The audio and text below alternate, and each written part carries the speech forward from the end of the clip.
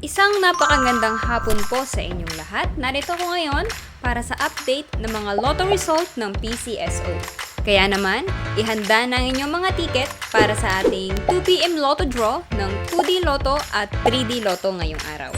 Huwag na nating patagalin pa. Here's our lotto result.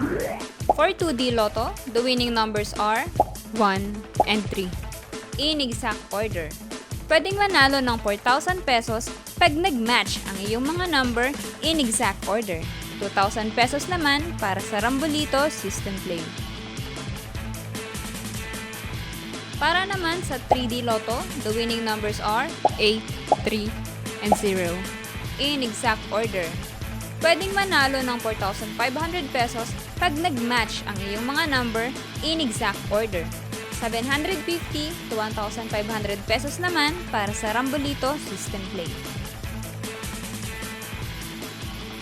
Para naman sa may mga STL ticket, kaninang 10:30 AM STL Departmentalized Draw for Visayas excluding Guimaras, Negros Occidental, and Bacolod City, here's the winning number.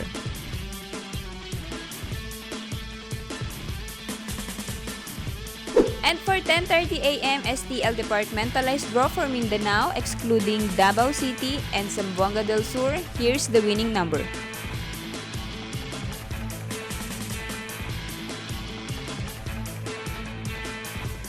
Po ay babala sa ating mga lotto players. Ang lotto ay live na binobola kaya wala pong nakakaalam ng mga number na lalabas. Huwag pong magpapaloko sa mga nagsasabing alam nila ang lalabas sa game at sa authorized outlet lamang bumili ng ticket bago ang draw. Para maklaim ang inyong prize, pumunta lang sa authorized lotto outlet pag nanalo ka ng umabot sa 20 to 10,000 pesos.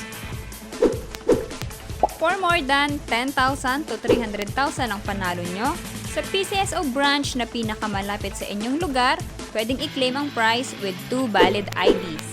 At kapag ikaw naman ang jackpot winner, i-present ang iyong ticket with 2 valid ID sa PCSO main office located at Shaw Boulevard, Mandaluyong City.